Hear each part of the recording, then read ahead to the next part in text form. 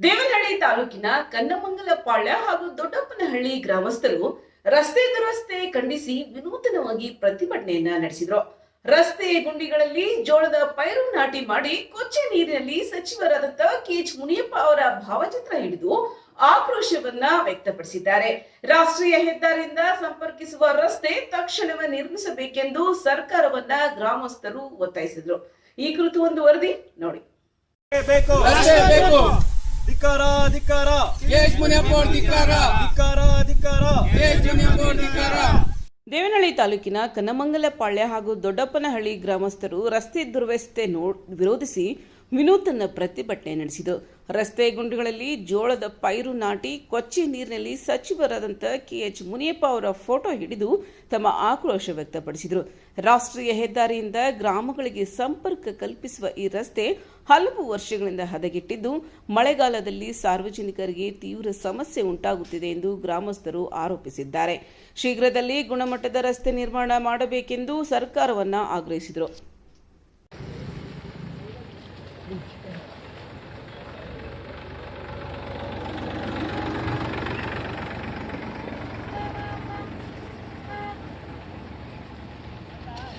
ಅಂತ ಗ್ರಾಮ ಪಂಚಾಯತಿ ಏನಿದೆ ಅದು ವ್ಯಾಪ್ತಿಗೆ ಬರುವಂತದ ಕನ್ನಮಂಗಲಪಾಳ್ಯ ಇದಕ್ಕೆ ರಸ್ತೆ ಮಾಡ್ಕೊಡ್ತೀವಿ ಅಂತ ಹೇಳಿ ಕೆಎಚ್ ಮುನಿಯಪ್ಪನವರು ಒಂದು ರಸ್ತೆವನ್ನ ಇದು ಕೊಟ್ಟಿದ್ರು.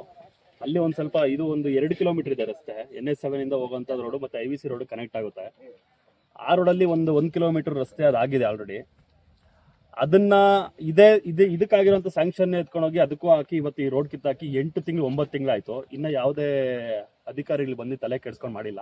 ಇವತ್ತು ನೀವೇ ನೋಡ್ತಾ ಇದ್ದಂಗೆ ಪರಿಸ್ಥಿತಿ ಹೆಂಗಿದೆ ಅಂದ್ರೆ ಈ ರಚ್ಚಲ್ಲಿ ಓಡಾಡೋಂಥ ಪರಿಸ್ಥಿತಿ ಅಂತ ತಂದಿಕ್ ಕೊಟ್ಟಿದ್ದಾರೆ ನಮ್ಗೆ. ಬೇಸಿಗೆಯಲ್ಲಿ ಧೂಳಿತ್ತು, ಧೂಳಲ್ಲಿ ಅನುಭವಿಸ್ಕೊಂಡು ಓಡಾಡ್ತಾ ಇದ್ರೆ, ಜಲ್ಲಿ ಕಲ್ಲಿತ್ತು, ಏನೋ ಅಲ್ಪ ಸ್ವಲ್ಪ ಒಂದ್ ಸ್ವಲ್ಪ ರೋಡ್ ಇತ್ತು, ಅದ್ರಲ್ಲಿ ಹೆಂಗೋ ಓಡಾಡ್ತಾ ಇದ್ರೆ ಇವತ್ತು ರಚ್ಚಲ್ ತಂದು ನಿಲ್ಸ್ಬಿಟ್ಟಿದ್ದಾರೆ ನಮ್ಮನ್ನ. ಅದಕ್ಕೆ ನಾವೇನ್ ಮಾಡ್ತಾ ಇದೀರ ಅಂದ್ರೆ ಪ್ರತಿಭಟನೆ ಮಾಡ್ತಾ ಇದೀವಿ, ಧಿಕ್ಕಾರ ಅನ್ಕೂಗ್ತಾ ಇದೀರಿ ಕೆಎಚ್ ಮುನಿಯಪ್ಪ ಸಾಹೇಬ್ ಅವ್ರಿಗೆ. ಅದೇ ರೀತಿ ಇವತ್ತೇನು ಇಲ್ಲಿ ರಚ್ಚಾಗಿದೆಯೋ ಅದಲ್ಲಿ ಜಾಳ್ ಪೈರ್ ಉಣ್ಬಿಟ್ಟು ಕೆಎಚ್ ಮುನಿಯಪ್ಪ ಅವ್ರಿಗೆ ಒಂದ್ ಮೂಟೆ ಕಳ್ಸ್ಕೊಡೋಂತ ಕೆಲಸನ ನಾವು ಮಾಡ್ತೀವಿ. ಅದೇ ಮುಂದೆ ಯಾವ ರೀತಿ ರೋಡ್ ಆಗ್ಬೇಕು ಅಂತ ಹೇಳ್ತಾರೆ, ಯಾರು ಮನವಿ ಮಾಡ್ಕೊಂತೀರ ಅಂತ ಸರ್? ಇದು ಮನವಿ ಮಾಡ್ಬೇಕಾದ್ರೆ ನಾವು ಕೆಎಚ್ ಮುನಿಯಪ್ಪ ಸಾಹೇಬ್ ಅವ್ರಿಗೆ ಮನವಿ ಮಾಡಬೇಕು, ದಯವಿಟ್ಟು ರೋಡ್ ಮಾಡ್ಕೊಡಿ. ಇಲ್ಲ ಅಂದ್ರೆ ಮುಂದೆ ಪ್ರತಿಭಟನೆ ಜಾಸ್ತಿ ಇರುತ್ತೆ. ನೆಕ್ಸ್ಟ್ ಪಂಚಾಯತಿ ಎಲೆಕ್ಷನ್ ಬರ್ತಾ ಇದೆ. ಯಾವುದೇ ರೀತಿ ಪಂಚಾಯತಿ ಎಲೆಕ್ಷನ್ ಸಹ ನಾವು ಊರಲ್ಲಿ ಮಾಡಕ್ ಬಿಡಲ್ಲ.